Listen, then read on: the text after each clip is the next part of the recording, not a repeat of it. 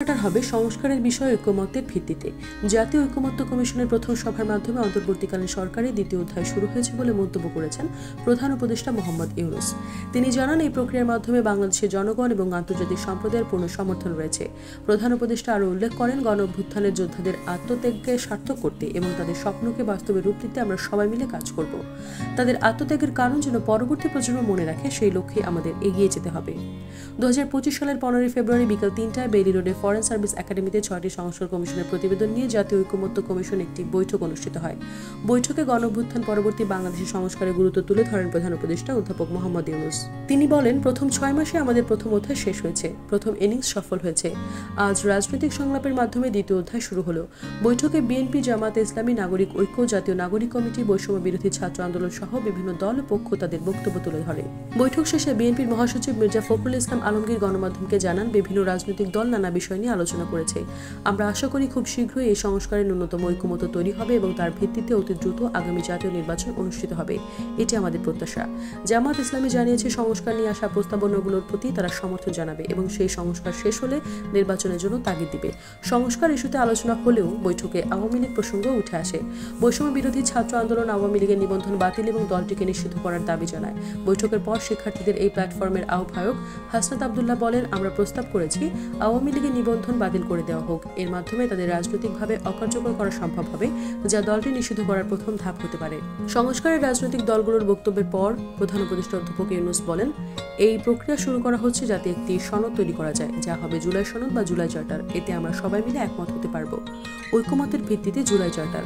ঐকমত্য কমিশনের সাথে অনুষ্ঠিত বৈঠকে বিএনপি, জামায়াতে ইসলামী, জাতীয় নাগরিক কমিটি, বৈষম্য বিরোধী ছাত্র আন্দোলন, নাগরিক ঐক্য সহ 26টি দলের শতাধিক নেতা অংশগ্রহণ করেন। বৈঠকের শুরুতে প্রধান উপদেষ্টা অধ্যাপক মোহাম্মদ ইউনূস এবং ঐকমত্য কমিশনের সদস্য অধ্যাপক আলী রিয়াজ তাদের প্রাথমিক বক্তব্য তুলে ধরেন। অধ্যাপক রিয়াজ এ সময় বলেন, সংস্কার প্রস্তাব নিয়ে ঐকমত্যে পৌঁছানোর জন্য আমরা আলাদাভাবে রাজনৈতিক দলগুলোর সঙ্গে আলোচনা করব। পাশাপাশি জোটগতভাবে কথাবার্তা বলার পরিকল্পনা রয়েছে। এক পর্যায়ে হয়তো সবাইকে একত্রিত করে ফের আলোচনা করা হবে। বৈঠক শেষে প্রধান উপদেষ্টা জানান, দলগুলোর সঙ্গে এই আলোচনার পর চূড়ান্ত ঐকমত্যের বিষয়গুলো নির্ধারণ করা হবে।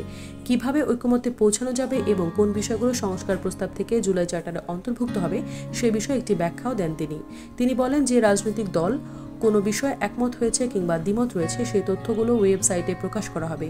যদি কারো কোনো বিষয়ে সংশোধনী প্রয়োজন হয়, তারা সেটা দিতে পারবেন। আমাদের দায়িত্ব হলো জাতির সামনে আপনাদের মতামত উপস্থাপন করা। উদাহরণ দিয়ে জুলাই চার্টার প্রসঙ্গে অধ্যাপক ইউনূস উদাহরণ দিয়ে বলেন, যদি কোনো দল 100 প্রস্তাবের মধ্যে 98টিতে রাজি হয়, তবে সেই দলের মতামত গ্রহণযোগ্য হবে। আবার যদি কোনো দল 2টি প্রস্তাবেও রাজি না হয়, সেটিও বিবেচনায় নেওয়া হবে। এই ভিত্তিতে আমরা পরবর্তীতে ঠিক করব কিভাবে এগোনো যাবে। তিনি আরও জানান, এইসব আলোচনা ও মতামতের ভিত্তিতেই তৈরি হবে জুলাই সনদ বা জুলাই চার্টার, যা সব দলের স্বাক্ষরের মাধ্যমে চূড়ান্ত হবে। কবে শেষ হবে সংস্কার নিয়ে আলোচনা চললেও রাজনৈতিক দলগুলো এই আলোচনা দ্রুত সমাপ্ত করে আগামী জাতীয় সংসদ নির্বাচনের দিকে মনোনিবেশ করতে তাগিদ দিয়েছে। বিশেষত বিএনপি এবং অন্যান্য সমমনা দলগুলো দ্রুত সংস্কার শেষ করে নির্বাচনে গুরুত্ব দেয়। এই কারণে সংস্কার কবে শেষ হবে সে প্রশ্ন বৈঠকে আলোচনা হয় এবং বৈঠক শেষে সাংবাদিকরা রাজনৈতিক নেতাদের এবং সরকারি প্রতিনিধিদের কাছে জানতে চান। এই প্রসঙ্গে জামায়াত ইসলামীও প্রায় একই কথা বলেছে, তবে তারা বরাবরের মতো সংস্কারে গুরুত্ব দিয়েছে। দলের নায়েবে আমির আব্দুল্লাহ মোহাম্মদ তাহের বৈঠক শেষে সাংবাদিকদের বলেন, আমরা বলেছি সংস্কার কমিশন চূড়ান্ত সিদ্ধান্তে পৌঁছানোর পর যেন দ্রুত সম্ভব নির্বাচন আয়োজন করা হয়। ঐকমত্য কমিশনের সদস্য অধ্যাপক আলী রিয়াজ বৈঠক থেকে বের হওয়ার পর সাংবাদিকরা একই প্রশ্ন করেন।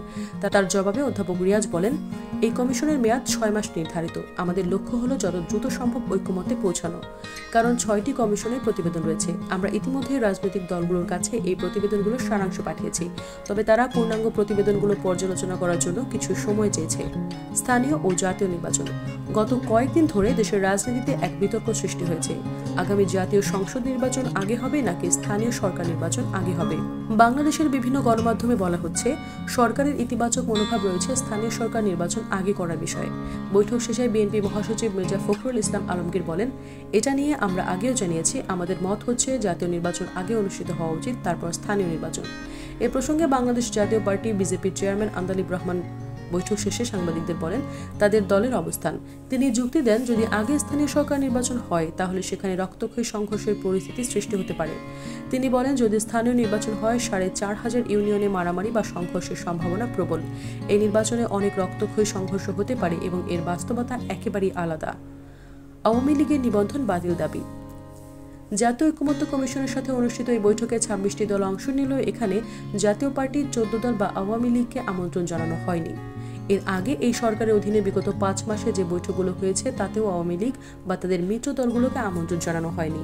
বৈঠকে প্রধান উপদেষ্টা বিগত 15.5 বছরে দেশের আইন এবং বিভিন্ন কাঠামো ধ্বংসের জন্য আওয়ামী লীগ সরকারের নেতিবাচক ভূমিকা তুলে ধরেন। সংস্কার ইস্যুতে রাজনৈতিক দলগুলোর উদ্দেশ্যে প্রধান উপদেষ্টা অধ্যাপক ইউনূস বলেন, যে বিষয়গুলো পরিবর্তন করা প্রয়োজন সেগুলো পরিবর্তন করবেন। আমাদের লক্ষ্য হলো আপনাদের মতামতগুলো এক জায়গায় সংকলিত করা, যাতে এর পেছনে একটি প্রেরণা এবং মানুষের মধ্যে উৎসাহ সৃষ্টি হয়।